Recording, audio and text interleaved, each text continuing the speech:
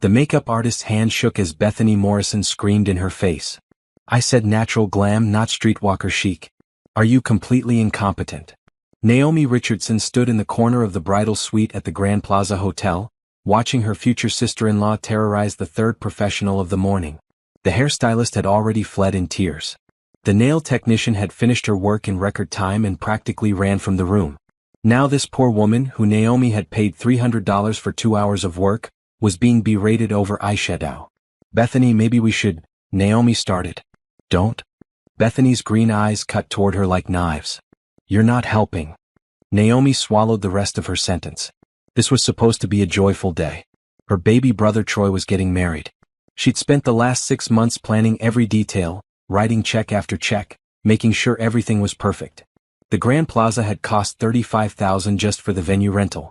The flowers were another $12,000. The dress Bethany wore cost $8,000, and that didn't include alterations. The catering bill alone was $22,000. $85,000 total. Naomi had paid every single cent. She watched Bethany examine herself in the full-length mirror, turning side to side in the ivory silk gown. The dress fit perfectly because Naomi had personally taken Bethany to 4 different boutiques until she found the one. The veil was custom-made in Paris. The shoes were Jimmy Choo. Everything was exactly what Bethany wanted.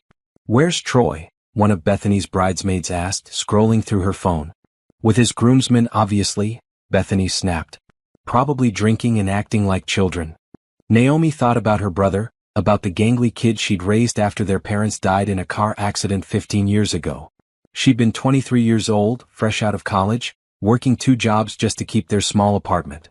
Troy had been only 13, angry and confused and grieving. Naomi had put her own life on hold to become his guardian, his parent, his everything. She'd worked as a receptionist during the day and waited tables at night to pay for Troy's private school tuition.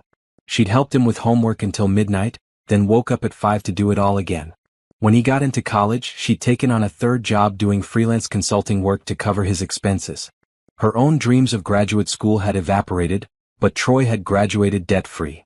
During those years, Naomi had built her consulting business from nothing. She'd worked 90-hour weeks, missed holidays, skipped vacations. But eventually, Richardson Consulting became one of the most sought-after firms in the city. She specialized in corporate restructuring, and companies paid premium rates for her expertise. At 38, she was financially secure, owned a beautiful condo, and had built a life she was proud of. All of it had been worth it to see Troy happy. Troy had met Bethany 2 years ago at a charity gala. Bethany had been volunteering, or so she said. She was beautiful, charming, and came from what she described as old money. She told elaborate stories about her family's estate, their connections, their wealth. But she claimed they'd cut her off financially when she chose to volunteer for nonprofits instead of joining the family business. "They don't understand that money isn't everything," Bethany had said during that first dinner with Naomi. "Troy gets it. He knows what it's like to build something real, to value people over profits." Naomi had been impressed. She'd liked the idea of Troy with someone who had values, who chose purpose over privilege. When Bethany mentioned that her estranged family wouldn't help with the wedding, Naomi had immediately offered to pay for everything. "Are you sure?" Troy had asked, but his eyes had been bright with hope. "You're my brother," Naomi had said. "You're all the family I have. I want you to have the wedding of your dreams." That had been 8 months ago. Now, standing in this bridal suite, watching Bethany treat everyone like servants, Naomi wondered if she'd made a terrible mistake. But she pushed the thought away. Bethany was just stressed. Weddings were stressful. This was normal, right? "I need to see Troy," Bethany announced suddenly. "Someone get him. Now." But the tradition, one of the bridesmaids started. "I don't care about seeing him before the wedding. Get him. I need to make sure his tie matches my lipstick exactly." Bethany pulled out her phone and started texting aggressively. Naomi's phone buzzed. It was Simone, her best friend and the only guest Naomi had invited for herself. "Where are you?" "I'm at the hotel. This place is gorgeous." "Girl, you went all out." Naomi texted back quickly, "In bridal suite. Come find me? Room 2405. She needed someone on her side today. Someone who knew her, who understood her. Simone arrived 10 minutes later, knocking softly before entering.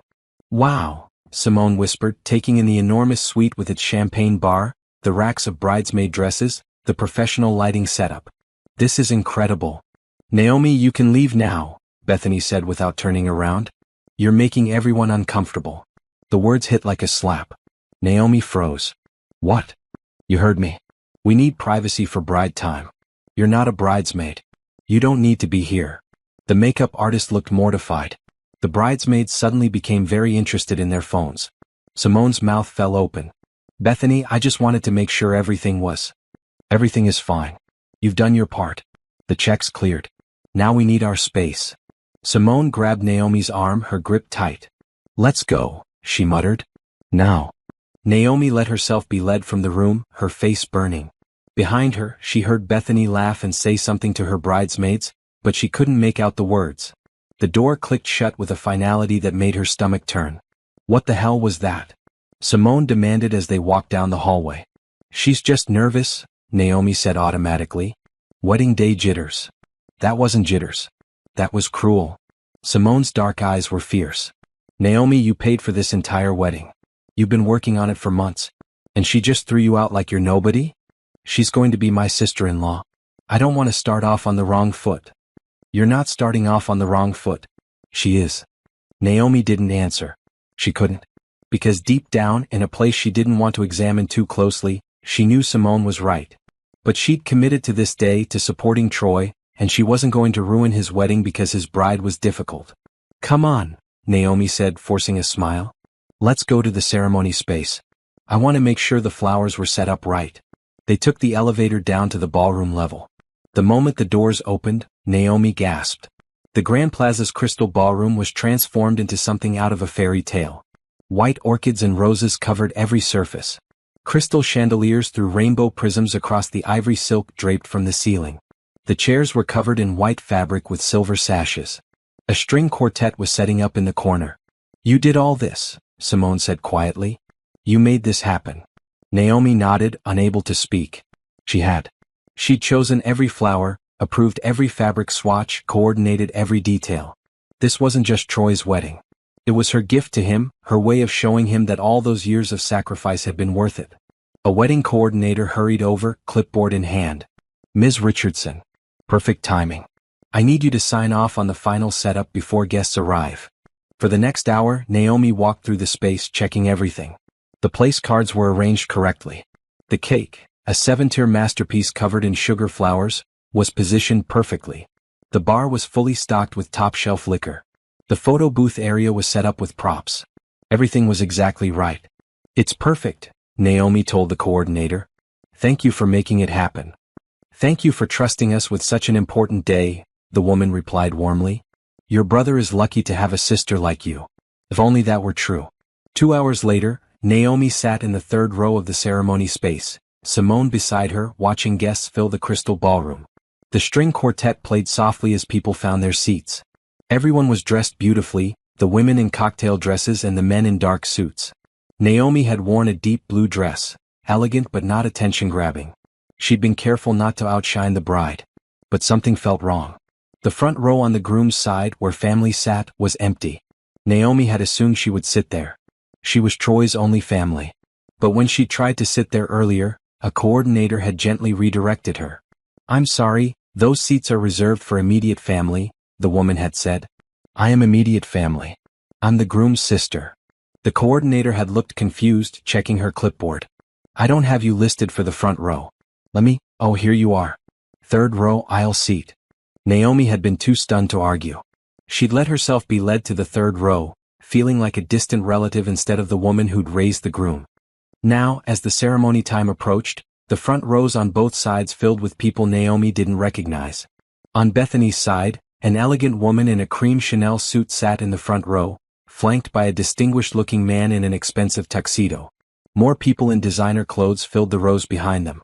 Wait, Simone whispered. I thought Bethany's family cut her off? That they weren't coming to the wedding? Naomi stared at the well-dressed crowd. That's what she said. Girl, those people are wearing real diamonds. That man's watch is a Patek Philippe. Those aren't people who got cut off from anything. Before Naomi could respond, the music changed. The wedding party began their procession. Troy's groomsmen walked down the aisle first, men Naomi had met only once or twice during wedding planning. Then came Bethany's bridesmaids, 6 women in champagne-colored silk dresses that had cost $400 each. Naomi had paid for those too. Finally, Troy appeared at the end of the aisle with the officiant. Naomi's breath caught. Her baby brother looked so grown up in his tuxedo, his face lit with anticipation. For a moment, all her doubts disappeared. This was Troy's happy day. That's all that mattered. But Troy's eyes swept over the crowd and stopped on the front row of Bethany's side. He smiled and nodded at the elegant couple. He didn't even glance at where Naomi sat. The music swelled and everyone stood. Bethany appeared at the back of the ballroom on her father's arm. The same father who'd supposedly disowned her. She looked stunning in her $8,000 dress, her veil flowing behind her like a cloud. As Bethany walked down the aisle, Naomi found herself calculating costs. The dress, the veil, the bridesmaids' dresses, the flowers they carried, the rose petals scattered on the white runner. Thousands of dollars of details, all paid for by Naomi's hard work. The ceremony was beautiful. The officiant spoke about love and commitment and partnership. Troy and Bethany exchanged vows they'd written themselves, promising to support each other through everything. When they kissed, everyone applauded. Naomi clapped along with everyone else, but her hands felt numb. After the ceremony, guests moved to the cocktail hour in an adjacent room. The space was decorated with high-top tables, each one covered in white linen and topped with arrangements of white roses. Servers circulated with trays of champagne and elaborate appetizers. Crab cakes, beef tenderloin on crostini, shrimp cocktail. The open bar was 3 deep with guests. Naomi made her way through the crowd trying to find Troy. She wanted to congratulate him, to hug him, to share this moment. But he was surrounded by Bethany's family, being introduced around like a prize. Naomi. Over here. Simone waved from near the bar. Naomi joined her, accepting a glass of champagne. This is the fanciest thing I've ever been to, Simone said. How much did this cost? Don't ask. That much? Girl. Simone sipped her champagne. But seriously, why were you in the 3rd row? And why is Bethany's supposedly estranged family here looking like they own the place? I don't know. Maybe they reconciled recently? Right before the wedding? Convenient. Simone's expression was skeptical. And Troy didn't mention it to you? We haven't talked much lately. He's been busy with wedding stuff. That was an understatement. For the past 2 months, Troy had barely returned Naomi's calls. When they did talk, it was only about wedding logistics. Were the deposits paid? Was the timeline confirmed? Had she sent the final headcount to the caterer? He never asked how she was doing or what was happening in her life. Let's get some food, Simone suggested. Those crab cakes look amazing. They were working their way toward the appetizer table when Naomi heard a voice behind her. Insisted on paying for everything to feel important. Naomi turned. 3 women stood near a cocktail table, drinks in hand. One of them was the elegant woman who'd sat in the front row on Bethany's side. Her mother, Naomi assumed. I mean, it's rather sad, the woman continued, not seeing Naomi just a few feet away. Troy told us his sister has no life of her own. All she does is work. I suppose throwing money at his wedding gives her some sense of purpose. The other women made sympathetic noises. Bethany said she's been completely overbearing about every detail. Calling constantly, micromanaging everything. They had to set boundaries. Well, you can't buy your way into a family, one of the other women said. No matter how much money you spend. Simone had heard it too. Her hand clamped on Naomi's arm like a vice. Walk away, she hissed. Right now. But Naomi couldn't move. She stood frozen as Bethany's mother laughed, a light, cruel sound that carried over the cocktail chatter. The charity case sister. That's what my husband calls her. We're just grateful Troy has us now. A real family. Something inside Naomi cracked. Not broke, cracked. Like a windshield hit by a stone. Still intact but damaged, waiting for the right pressure to shatter completely. Come on. Simone pulled her toward the exit. We're going outside.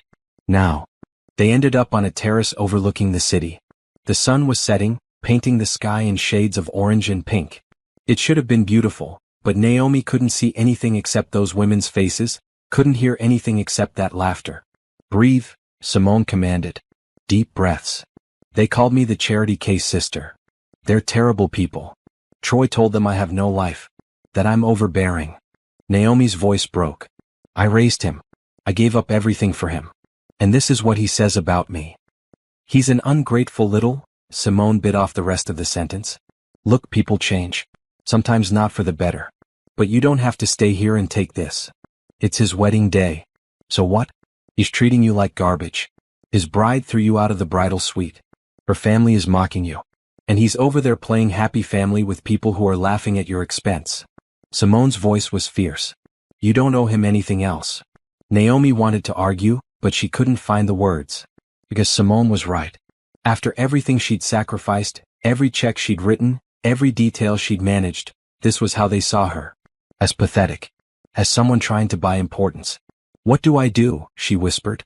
Simone was quiet for a moment. Then she said, that's up to you. But if it were me, I'd make them realize exactly what they're taking for granted. Before Naomi could respond, a coordinator appeared on the terrace. Ms. Richardson? They're about to start the reception entrance. You should come inside. Naomi followed the woman back into the ballroom, which had been transformed during cocktail hour. The ceremony chairs were gone, replaced by round tables covered in silver linens. Each table had a towering centerpiece of white orchids and roses. Crystal and china gleamed under the chandeliers. A dance floor stretched across the center of the room, polished to a mirror shine. It was breathtaking. And it was all because of her. The DJ's voice boomed across the sound system. Ladies and gentlemen, please take your seats for the grand entrance of our newlyweds. Naomi looked around for her assigned seat. She found the seating chart near the entrance, a massive display covered in calligraphy place cards. She scanned the names looking for hers. Table 12. All the way in the back corner, farthest from the head table. She found the table and stared at the place card with her name. She was seated with people she didn't recognize, distant cousins Troy had met maybe twice in his life. The family table, right near the dance floor, was full of Bethany's relatives. Naomi sank into her chair as the DJ announced the wedding party. One by one, the bridesmaids and groomsmen entered to applause and cheers. Then came the moment everyone was waiting for. And now, for the first time as husband and wife, please welcome Troy and Bethany Morrison. The couple burst through the doors, arms raised, beaming at the crowd. Everyone stood and applauded.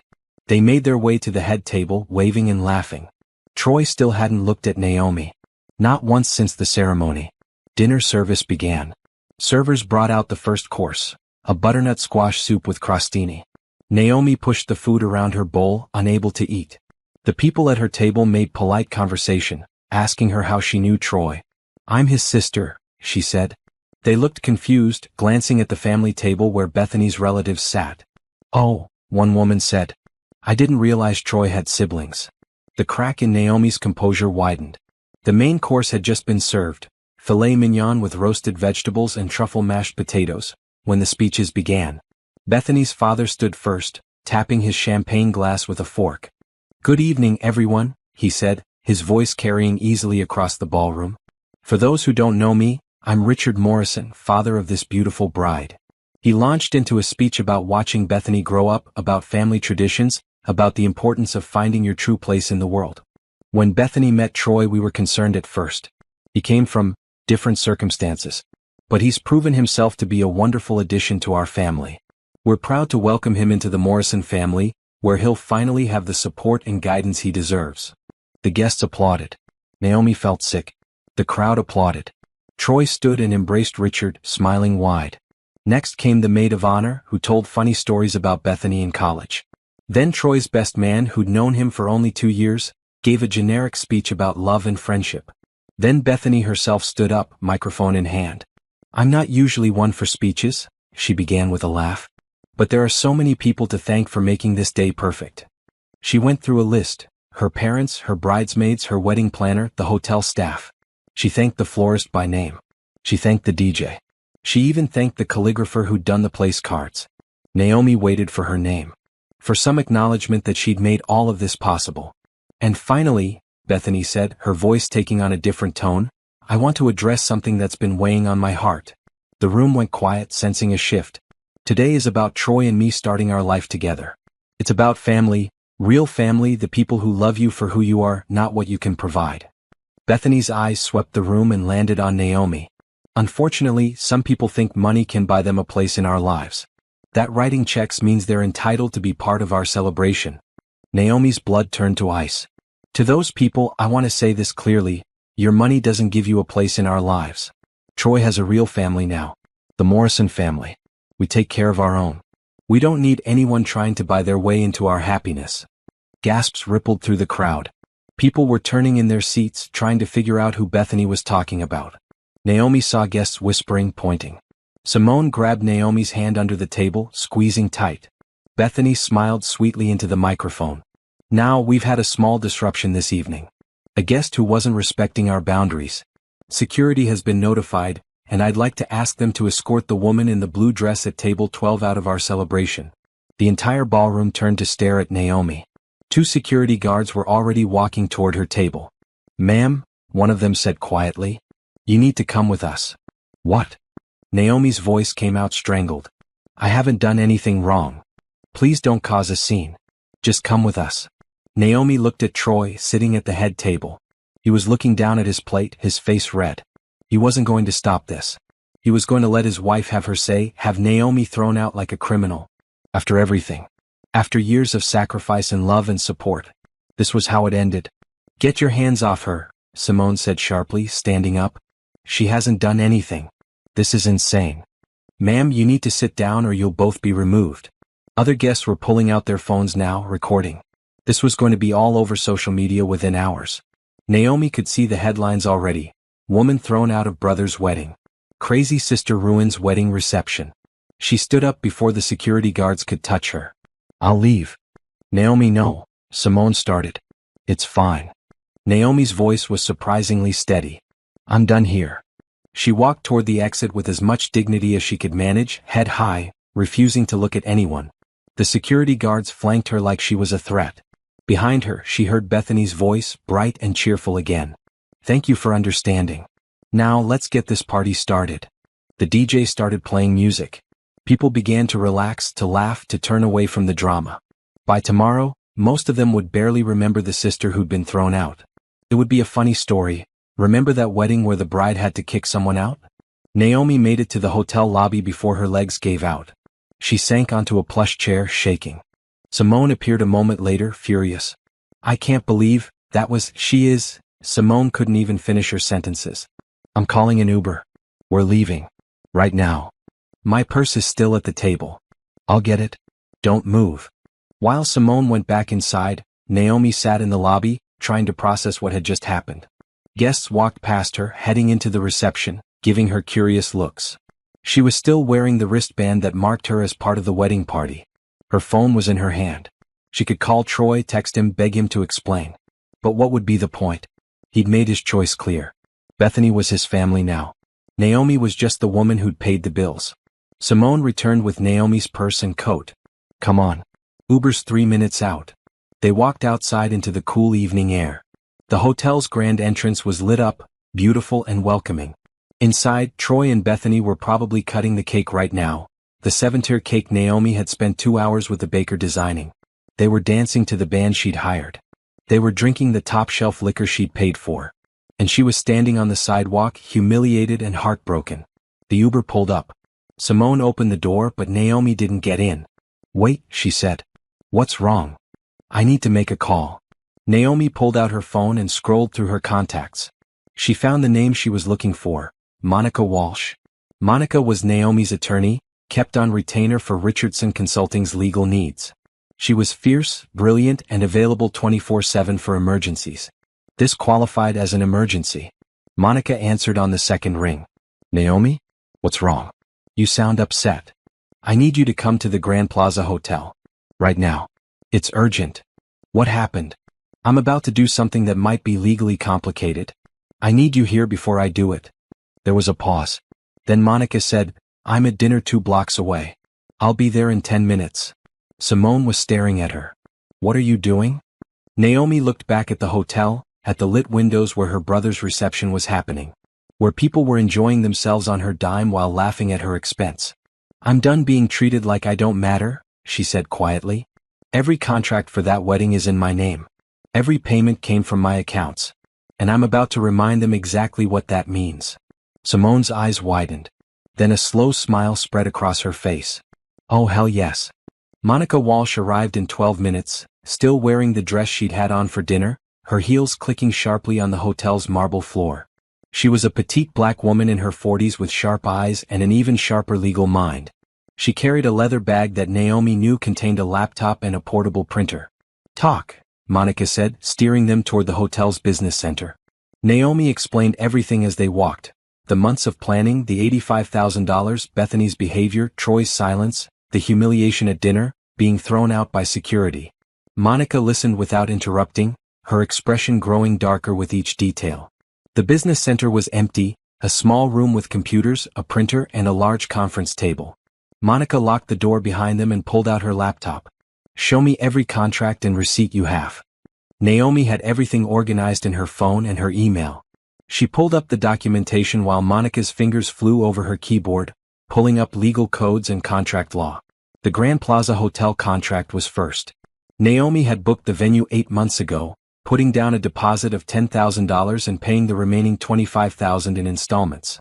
The contract was in her name as the responsible party and primary client. "Here," Monica said, pointing at a clause. "The client must be present for the duration of the contracted event. If the client is removed or leaves before the event concludes, the venue is no longer obligated to provide services." "What does that mean?" "It means that when they threw you out, they violated their own contract. You can legally terminate the agreement immediately." Monica's smile was sharp. "What's next?" The catering contract came next. $22,000 for dinner service, appetizers, and late-night snacks. Monica found a cancellation clause. The client may cancel or modify service up to the point of delivery. Already served courses are considered complete. "They've served appetizers and the first 2 courses," Naomi said. "But there are 3 more courses, plus the late-night snack station, plus the cake cutting. All of which can be canceled right now." Monica made notes. "What else?" "The open bar, $5,000 for unlimited top-shelf liquor for 4 hours. The DJ, $3,000 for 8 hours of service. The photographer and videographer, $8,000 for full coverage. The flowers, $12,000. The cake, $3,000. Every single contract was in Naomi's name. Every single payment had come from her personal and business accounts. She had receipts, email confirmations, signed agreements. Monica sat back, a satisfied expression on her face. "Do you know what you have here? A lot of money wasted on ungrateful people? No. You have leverage. Complete, total leverage." Monica pulled out her phone. "I'm calling the hotel manager. Don't say anything, just let me handle this." The call was short and direct. Monica explained that her client, Ms. Naomi Richardson, had been forcibly removed from an event she'd contracted and paid for. She cited the specific clause in the contract. She mentioned the words breach of contract and legal action in a tone that made it clear she wasn't bluffing. Within 15 minutes, the hotel manager arrived at the business center with the event coordinator and the catering director. The manager was a tall man in an expensive suit, clearly unhappy about being pulled from whatever he'd been doing. "Ms. Richardson," he said carefully, "I understand there's been some confusion this evening." "No confusion," Monica said crisply. "Your staff removed my client from an event at the request of another guest. However, Ms. Richardson is the primary client on your contract. She has paid for this event in full. By removing her, you've violated the terms of your own agreement." The manager's expression shifted from annoyed to concerned. We were told by the bride that there was a disruptive guest. My client was seated at her assigned table, eating the dinner she paid for. Where's the disruption?" The bride said. "The bride is not your client. Ms. Richardson is. And unless you'd like to be sued for breach of contract and have this incident reported to every wedding blog and review site in the city, you'll work with us to resolve this situation." The manager looked at the event coordinator, who was frantically flipping through her own paperwork. "The contract is in Ms. Richardson's name," she confirmed quietly. "This is highly irregular," the manager said. "What's irregular is throwing out the person who paid for the event," Monica countered. "Now Ms. Richardson has the legal right to cancel the remainder of the services she's contracted. All of them. Immediately." The catering director paled. "But we have 3 more courses to serve, plus dessert, plus the cake cutting." "Not anymore. Unless you'd like to explain to the other guests why the service stopped, I'd recommend you start packing up the food that hasn't been served yet." Naomi found her voice. "I want the cake donated to a homeless shelter. All the unserved food too. Nothing gets thrown away." Monica nodded approvingly. "You heard her. Make it happen." The hotel staff exchanged looks. They clearly wanted to argue to find some loophole, but Monica's expression made it clear there wasn't one. "What about the photographer and DJ?" Naomi asked quietly. Monica pulled out more contracts. Both can be released immediately. Payment is for completed work only. They haven't finished their contracted hours, so they'll get paid for what they've done, but no more. The honeymoon suite, Naomi added. I booked it for tonight. Cancel that too. Done. Monica made notes. Anything else? Naomi thought for a moment. The late-night snack station was going to be set up at 11. Don't set it up. The open bar runs until midnight. Close it at 10. This will cause a scene, the event coordinator said nervously. The guests will notice. Let them notice, Naomi said. She was done being quiet, done being invisible. And make sure everyone knows exactly why the services are being terminated. Monica smiled. I think we're done here. Unless you gentlemen have any questions? The hotel manager looked like he wanted to argue, but Monica's reputation preceded her. She'd sued companies for millions over contract disputes. He knew better than to push. Well, handle it, he said stiffly. Excellent. We'll be returning to the reception to make an announcement. I trust your staff will not attempt to remove my client again. No, ma'am. Monica packed up her laptop and stood. Then let's go make this interesting. Simone, who'd been sitting quietly in the corner, finally spoke. This is the most badass thing I've ever witnessed. Naomi's hands were shaking, but not from fear. From anger, yes. From hurt, definitely. But also from something else. Something that felt almost like freedom. The reception was in full swing when Naomi walked back through the doors. The main course had been cleared and guests were mingling, laughing, waiting for dessert service. The DJ was playing upbeat music. People were on the dance floor. Nobody noticed Naomi at first. She walked calmly to the DJ booth, Monica right beside her, and spoke quietly to the DJ. I need the microphone. Sorry, the bride said no open mic. Monica pulled out a business card. I'm Ms. Richardson's attorney. Unless you'd like to be named in a lawsuit, give her the microphone. The music stopped. The sudden silence was deafening. Naomi took the microphone, her heart pounding so hard she could hear it in her ears. She walked to the center of the dance floor. Every eye in the ballroom turned to her. At the head table, Bethany stood up, her face furious. What are you doing? Security. Security won't be removing me again, Naomi said into the microphone, her voice steady and clear. Because I'm the one who paid for this wedding. Murmurs rippled through the crowd. My name is Naomi Richardson. I'm Troy's sister. His only family. The woman who raised him after our parents died. The woman who worked 3 jobs to put him through college. The woman who paid for every single thing you're enjoying tonight. She saw Troy's face go white. The venue you're sitting in?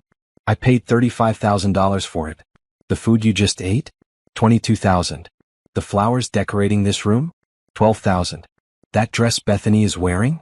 $8,000. The open bar you've been enjoying? $5,000. The DJ playing your music? $3,000. The photographer capturing your memories? $8,000. The silence was complete now. People were pulling out their phones but not to record, to calculate. $85,000, Naomi said. That's what this wedding cost.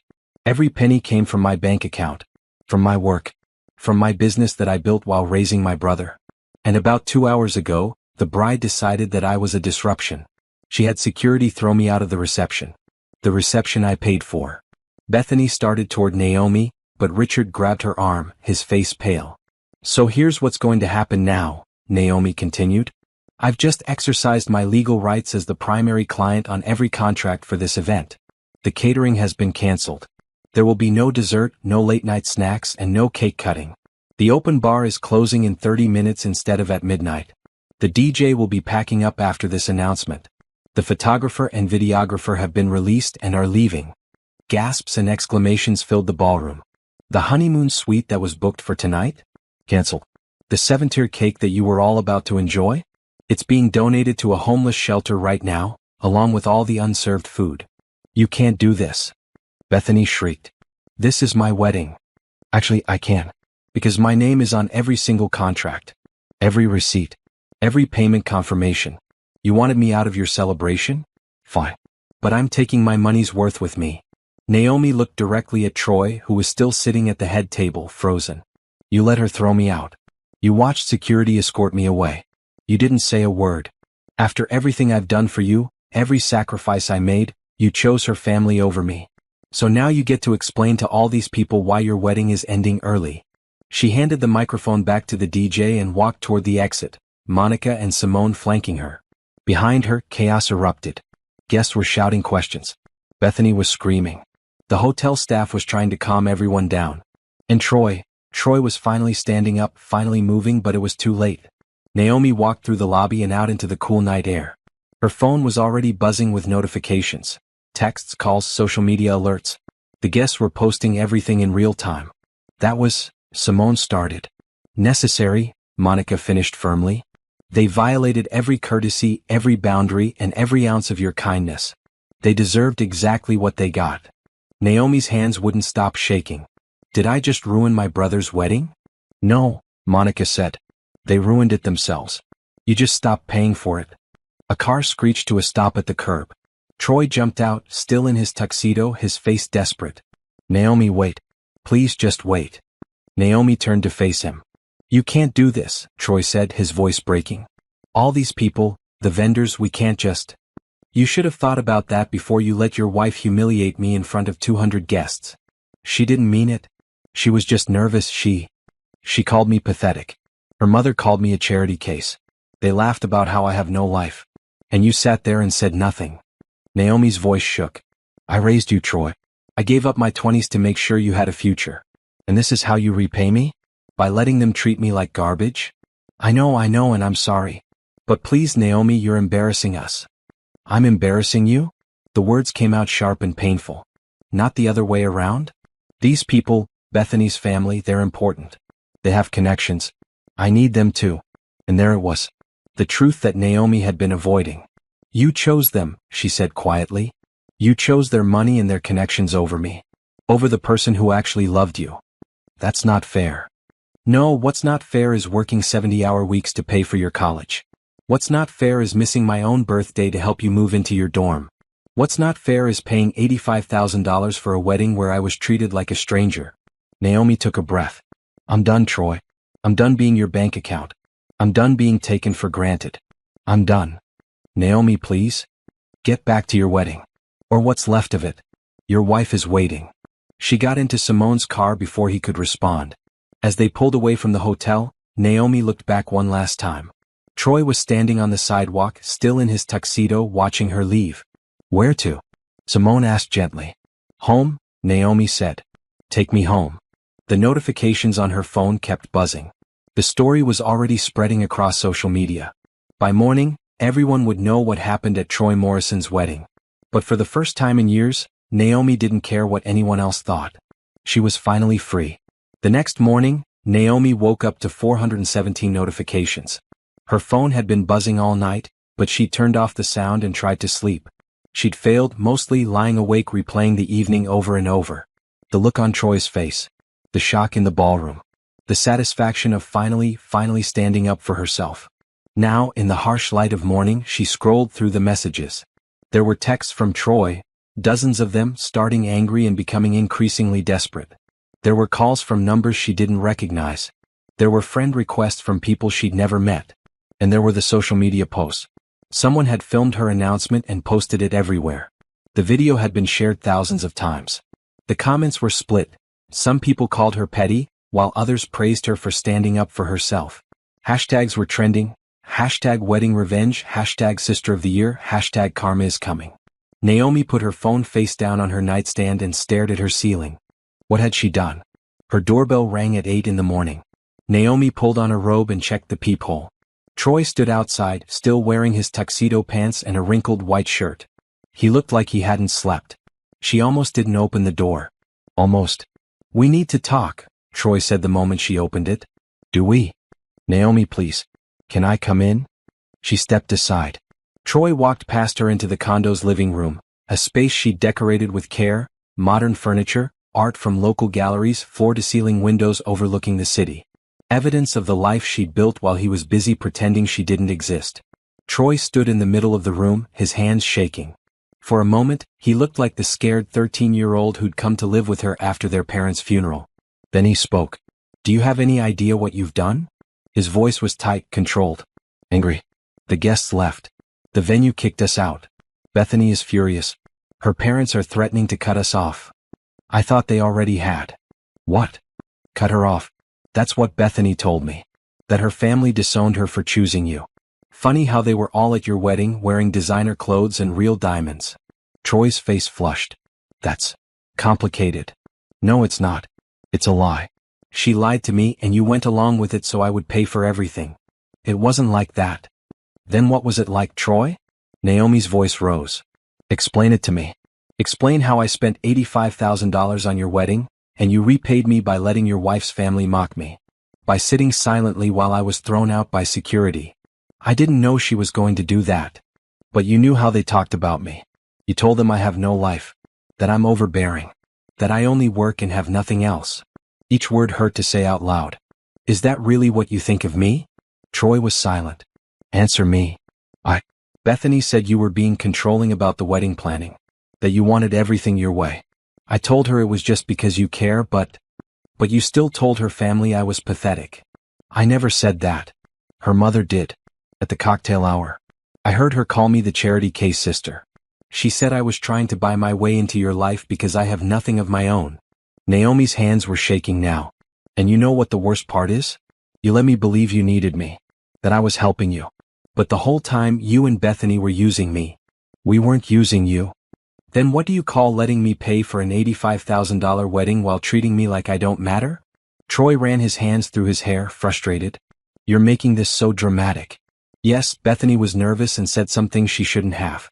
Yes, her family can be snobby. But you didn't have to destroy our wedding. Those people will never forget what you did. Bethany's father has connections. He could have helped my career. Now they think our whole family is crazy. And there it was. The truth that had been lurking under every interaction. Your career, Naomi said softly. That's what this is really about. That's not. You married Bethany for her connections. For her family's money and influence. And you needed me to pay for the wedding so you could look good to them. Stop twisting everything. Then explain it to me another way. Naomi's voice cracked. Explain how you're more upset about embarrassing them than about how they treated me. Explain how your career matters more than our relationship. Explain how you can stand in my home and blame me for ruining your wedding when you and your wife are the ones who ruined it first. Troy's expression shifted from angry to something else. Something cold. You know what your problem is? You can't stand that I don't need you anymore. You spent years being the hero, the martyr who sacrificed everything for her poor little brother. And now that I have a real family, people who can actually help me succeed instead of just throwing money at me, you can't handle it. The words hit like a physical blow. Get out. Naomi.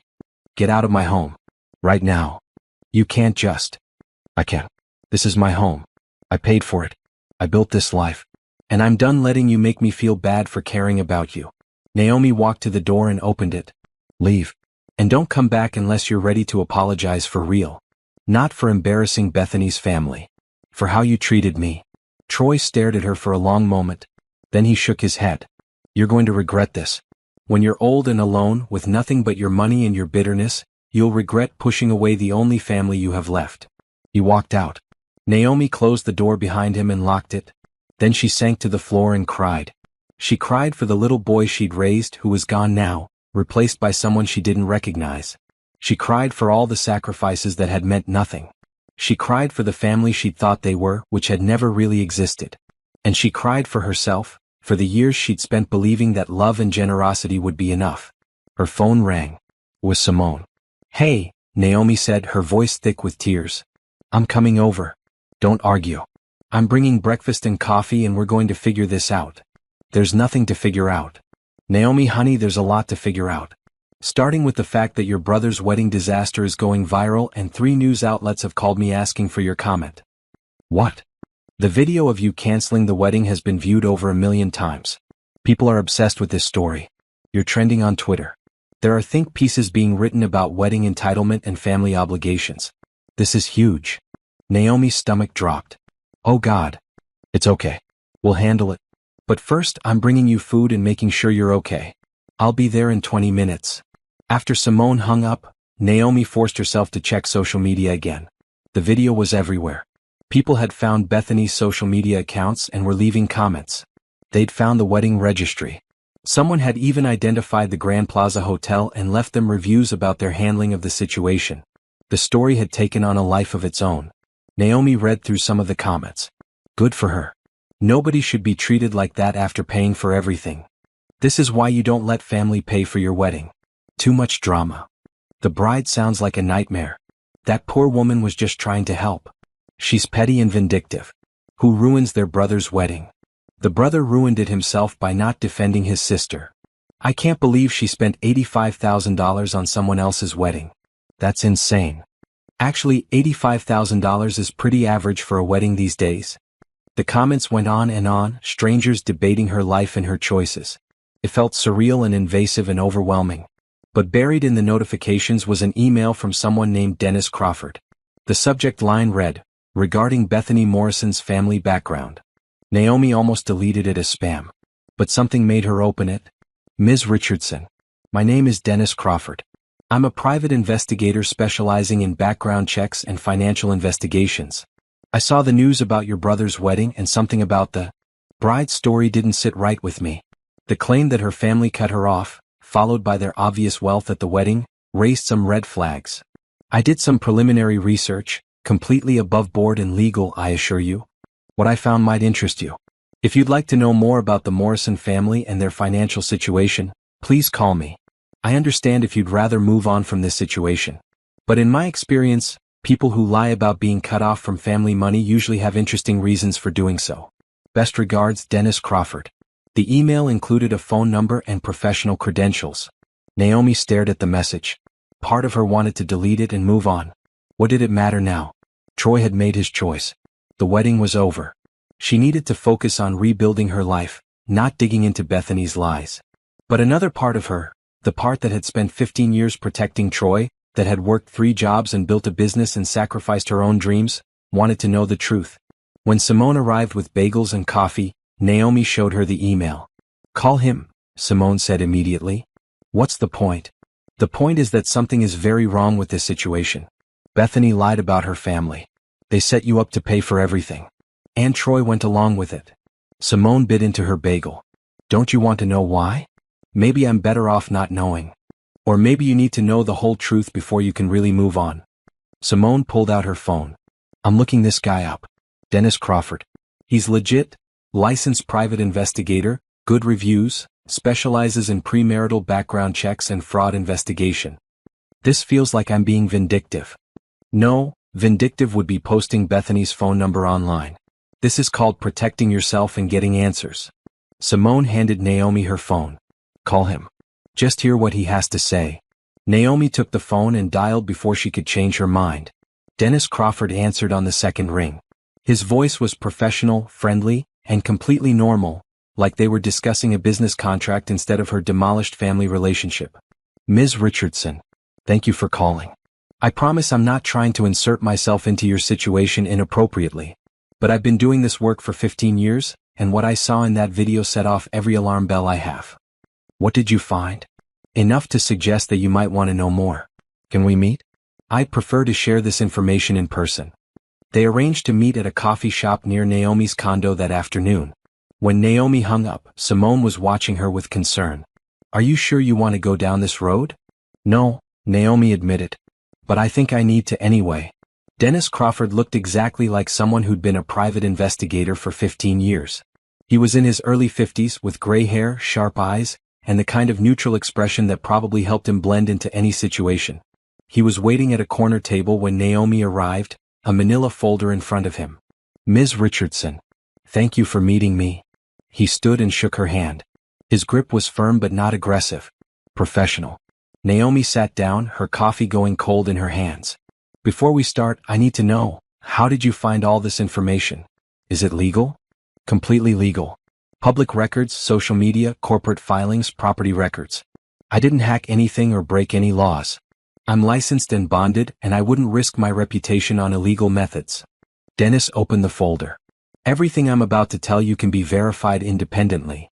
Okay. Let's start with the basic lie. Bethany Morrison's family never cut her off. In fact, they've been financially supporting her for years. Dennis spread out several documents. Bank records, credit card statements, property deeds, all blurred to hide specific account numbers but clear enough to show the patterns. Richard and Patricia Morrison are worth approximately $42 million.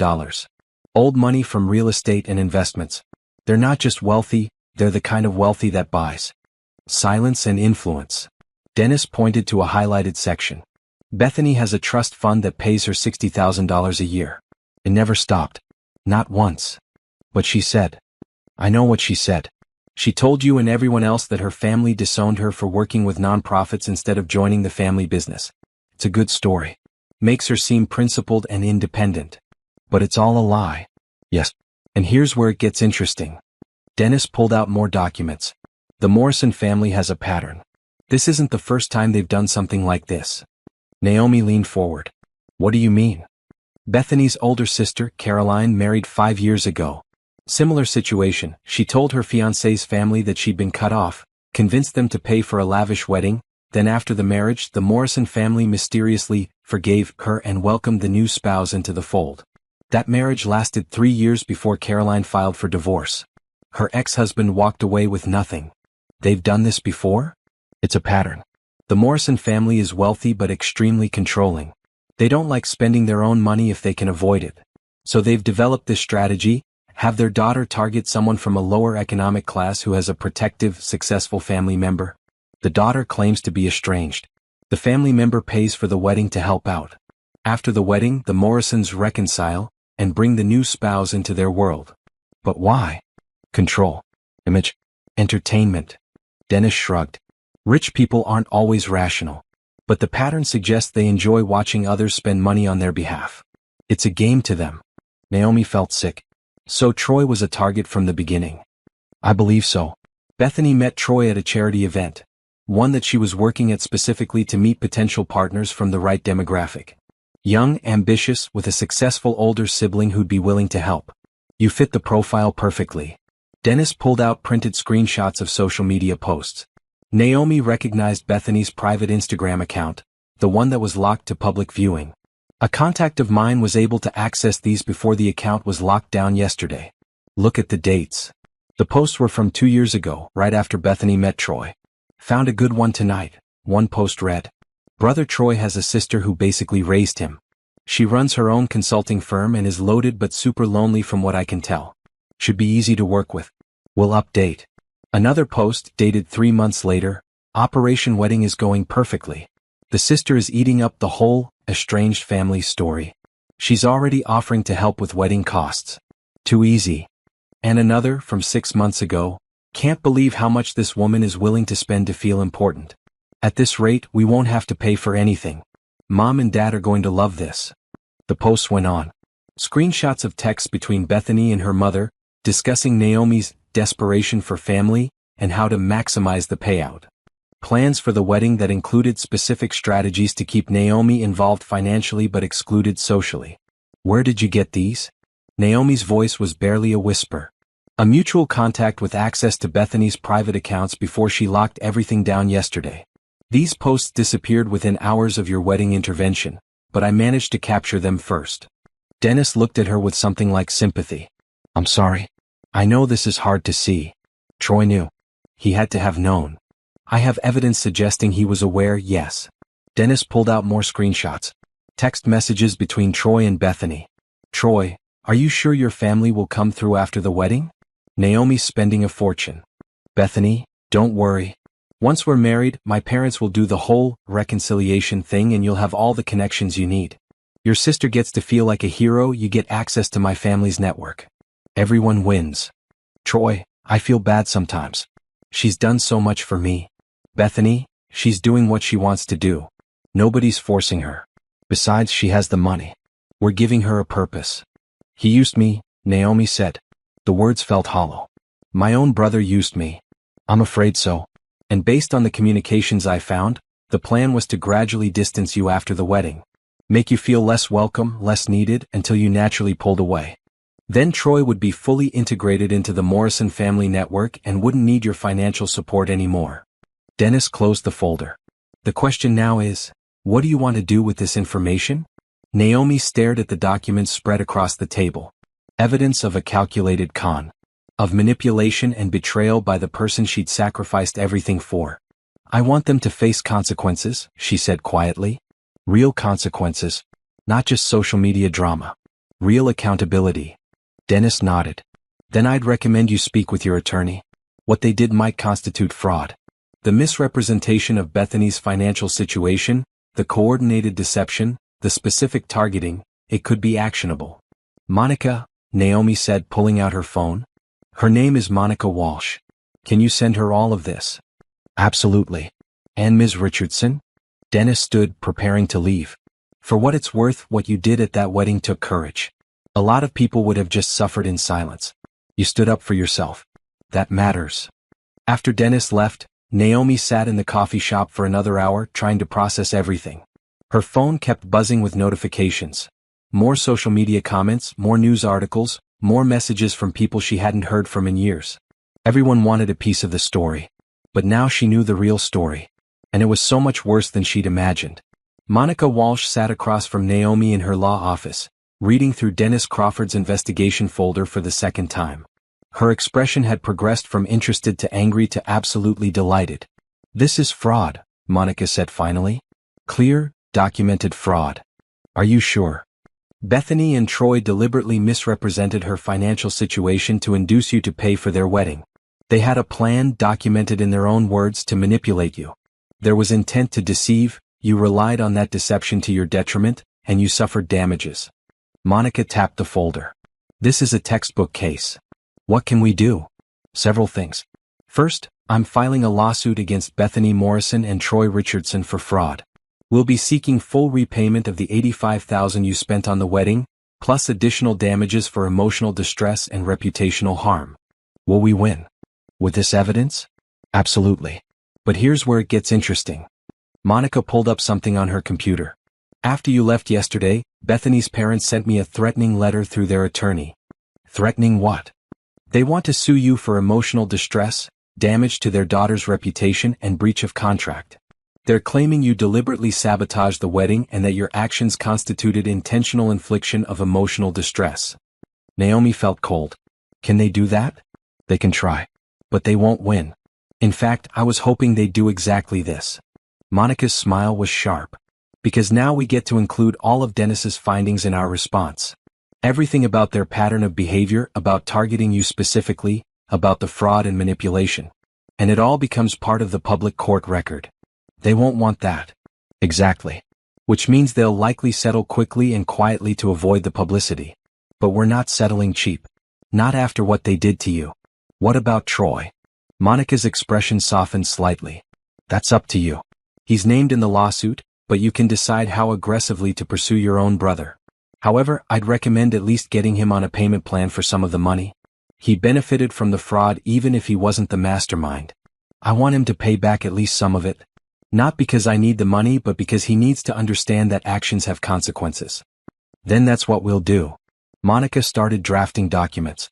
I'm also going to send a strongly worded letter to the Morrison family attorney explaining exactly what evidence we have and what will happen if they pursue their ridiculous lawsuit. Give them 48 hours to respond before we file our case. Will this get media attention? Almost certainly. The wedding video already went viral. Once the fraud allegations come out, it'll be even bigger. But we'll control the narrative. No trashy interviews or reality TV drama. Just professional, factual statements through proper legal channels. I don't want to be famous for this. You won't be. You'll be known as someone who stood up to financial abuse and fraud. There's a difference. Monica printed out several documents. Sign here, here, and here. As Naomi signed the papers, she felt an unexpected sense of relief. For so long she'd carried the weight of being Troy's protector, his provider, his safety net. Now she was letting the law handle it. She didn't have to be the one trying to fix everything anymore. What happens now? Naomi asked. Now we wait for their response. In the meantime, you should prepare for some publicity. I'd recommend limiting your social media presence and not responding to any press inquiries directly. Send everyone to me. Over the next 48 hours, Naomi's phone never stopped ringing. 3 different news outlets requested interviews. A podcast host wanted her to tell her story. Someone approached her about writing a book. There were even 2 reality TV producers who wanted to film a documentary about the situation. Naomi declined everything and sent them all to Monica. But the story continued to grow. Legal bloggers picked up on the case, analyzing the fraud allegations and discussing the interesting intersection of family obligations and financial manipulation. One article titled, "When Wedding Generosity Becomes Exploitation," Got over 1 million views. Troy called 17 times. Naomi didn't answer. Bethany's family sent increasingly threatening letters through their attorney, but Monica responded with calm, devastating rebuttals that cited specific evidence of fraud. Then, 47 hours after Monica's original deadline, the Morrison family attorney called requesting a meeting. They want to settle, Monica told Naomi over the phone. They do not want this going to court. They do not want the evidence made public. And they're willing to pay to make it go away. How much? They're offering $75,000 to drop the case and sign a non-disclosure agreement. That's not enough. I agree. I told them $100,000, no NDA, and a public apology. What did they say? They're considering it. But they'll come back with something acceptable. Trust me. The final settlement came through 3 days later.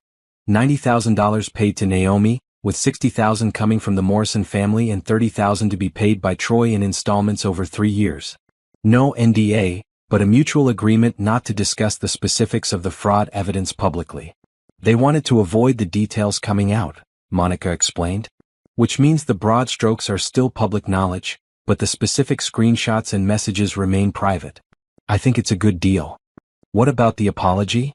They'll release a statement through their attorney acknowledging that misunderstandings occurred and that they're grateful for an amicable resolution.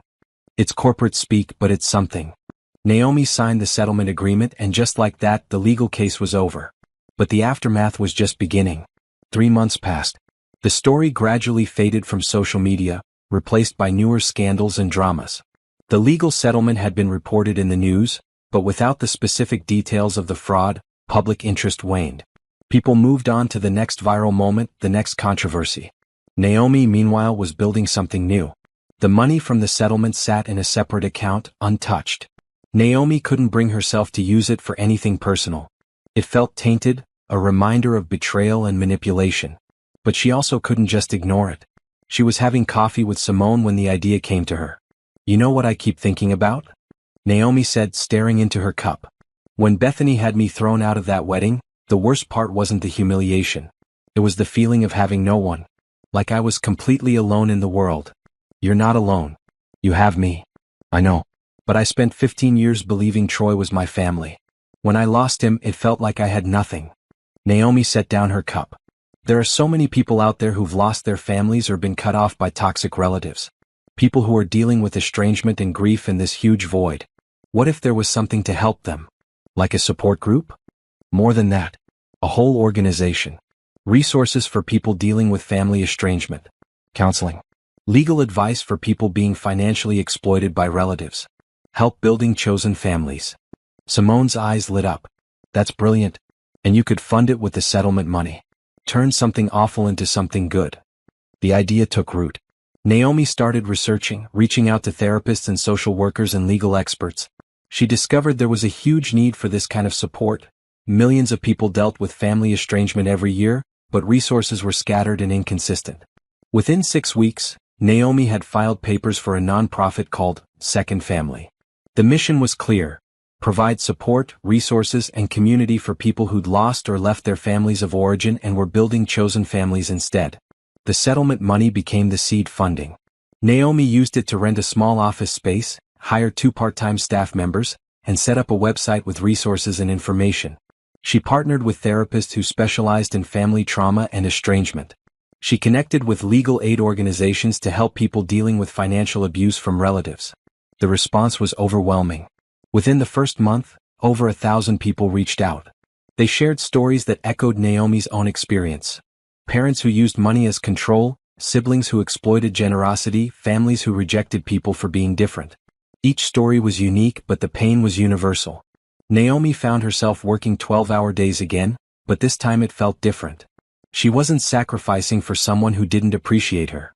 She was building something meaningful, helping people who truly needed it. And then, 6 months after the wedding disaster, Naomi met Corey Mitchell. She'd gone to one of Second Family's support group meetings, not as the founder but as a participant. She'd been so focused on helping others that she hadn't dealt with her own grief and anger. Her therapist suggested she attend a session specifically for people dealing with sibling estrangement. Corey was leading the group. He was a therapist who specialized in family trauma, someone who'd reached out to partner with Second Family after hearing about the organization.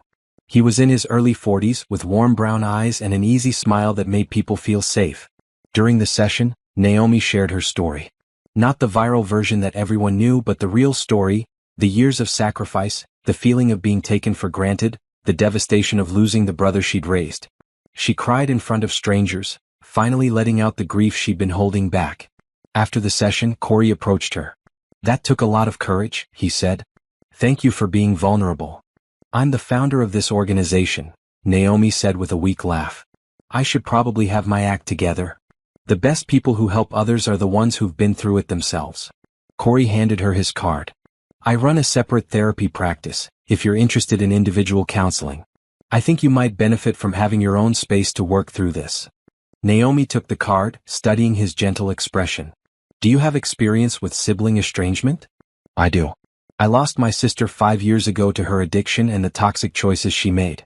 I understand what it's like to grieve someone who's still alive." They talked for another hour after everyone else left. Corey shared his own story, a sister who'd stolen from their parents, who'd lied and manipulated, who'd eventually cut off the whole family when they tried to help her. He'd spent years dealing with guilt and grief before accepting that he couldn't save someone who didn't want to be saved. "The hardest part," Corey said, "was giving myself permission to move on, to build a life without her, to be happy even though she was struggling." "That's exactly where I am," Naomi admitted. "I feel guilty for not missing Troy more, for being relieved that he's out of my life." Relief is valid. So is anger. So is grief. All of it is part of healing. Naomi started seeing Corey for individual therapy twice a week. The sessions helped her untangle the complicated knot of emotions, the love she still had for the brother Troy used to be, the anger at who he'd become, the sadness for the relationship she'd wanted but never really had. But something else was growing too. Something neither of them had expected. They'd meet for coffee after sessions sometimes, ostensibly to discuss second family and potential partnerships. But the conversations would drift, to books they loved, to travel experiences, to dreams for the future. Corey had a way of seeing her not as a victim or a success story, but simply as herself.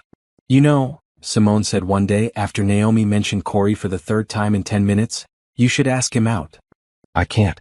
He's my therapist." "So stop being his client. Transfer to someone else in his practice. Then ask him out." "That's not how it works." "That's exactly how it works. If you like him and he likes you, figure out the ethical way to make it happen." Naomi did transfer to another therapist in Corey's practice. It took 2 weeks of agonizing before she finally sent him a text.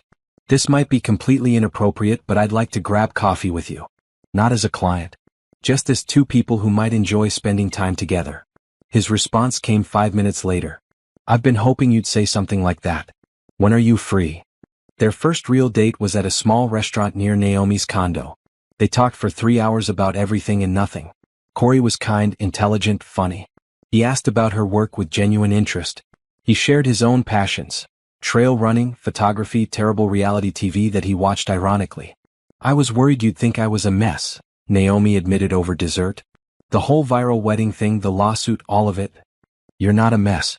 You're someone who stood up for yourself and then turned your pain into something that helps other people. That's the opposite of a mess." "My ex-brother probably disagrees." "I'm sure he does. But his opinion doesn't matter anymore." Corey reached across the table and took her hand. "You get to decide who matters in your life now." They took things slowly. Both of them had been hurt before, had learned to be cautious with trust. But over the following months, something real grew between them. Corey understood Naomi's drive to help others because he shared it.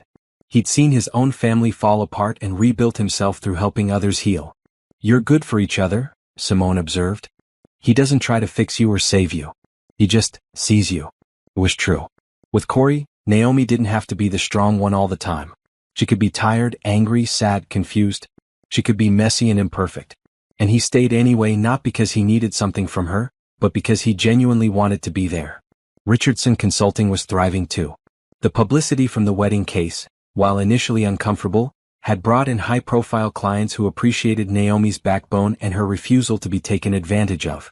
Companies wanted someone who wouldn't back down when facing difficult situations. Her reputation shifted from just successful consultant to the woman who stood her ground. Naomi's schedule was full, but it was a good kind of full. Second Family was helping hundreds of people. Her business was growing. She had Corey, Simone, and a growing circle of friends who valued her for who she was, not what she could provide. She hadn't spoken to Troy since the settlement. He'd sent a few emails trying to explain himself, to justify his choices, but Naomi hadn't responded. According to Monica, he was making his payment plan installments on time, which suggested he'd found work. She didn't ask for details. That part of her life was closed. 1 year after the wedding disaster, Second Family held its first annual gala. The event was at a boutique hotel, much smaller and more intimate than the Grand Plaza. The room was filled with people whose lives had been touched by the organization. Estranged parents who'd found community, adult children who'd escaped toxic families, siblings who'd chosen each other after losing their blood relatives. Naomi stood at the podium, looking out at faces that had become familiar over the past months. "A year ago, I thought I'd lost my family," she began. "My brother, the person I'd raised and protected and sacrificed for, chose people who used him over me. It was devastating. I felt completely alone." She saw nods throughout the audience. They understood. But then something happened. "I realized that family isn't just about blood. It's about respect, about loyalty, about showing up for each other not because you have to, but because you want to." Naomi smiled. "I lost one family, but I found another. All of you. This community of people who understand what it means to build something new from the ashes of something broken." The applause was warm and genuine. After her speech, Corey found her near the drinks table. "That was beautiful," he said, wrapping an arm around her waist. "I meant every word. I know you did. That's why it was beautiful." Simone appeared with champagne glasses. "A toast," she announced. "To Naomi, who turned the worst day of her life into something that's changed hundreds of lives for the better." They clinked glasses, and Naomi felt something she hadn't felt in years: genuine happiness. Not the exhausted satisfaction of accomplishing something difficult, but the simple joy of being exactly where she was supposed to be, with people who genuinely cared about her. Her phone buzzed. It was an email from someone she didn't recognize, but the subject line caught her attention: "Thank you from the other side." Curious, she opened it. "Ms. Richardson. My name is Veronica Chin. You don't know me, but I know your story. Last year, I was estranged from my entire family after they disowned me for being gay. I was suicidal, alone, convinced I'd never have a family again. Then I found Second Family. Through your organization, I connected with other LGBTQ+ folks who'd lost their birth families.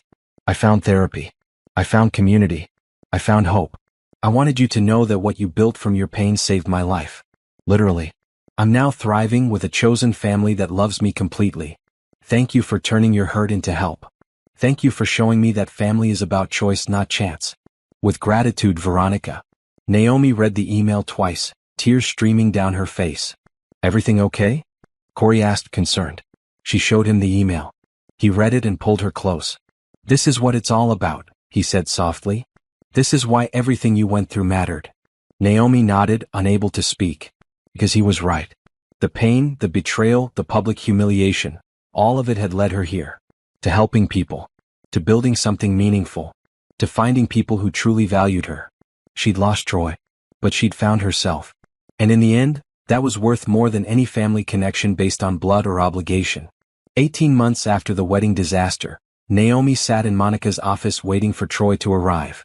She'd agreed to this meeting reluctantly only after Troy had gone through Simone, his one connection to Naomi who'd remained neutral. Troy had asked, through Simone, if Naomi would meet with him. Not to ask for anything. Not to demand forgiveness. Just to talk. "You don't have to do this," Monica said, sitting beside Naomi. "You owe him nothing." "I know. But I think I need closure."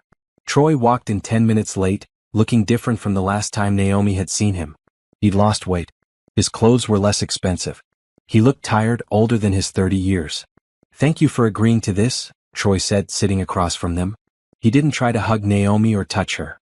He kept his distance. "You have 15 minutes, Monica said flatly. "Say what you need to say." Troy took a breath. "I want to apologize. A real apology, not the fake ones I sent before. What I did was wrong. What Bethany and I did together was worse. We used you. We manipulated you. We took advantage of your love and generosity, and then we humiliated you when you'd given us everything." Naomi waited. "I've spent the past 18 months trying to understand how I became that person.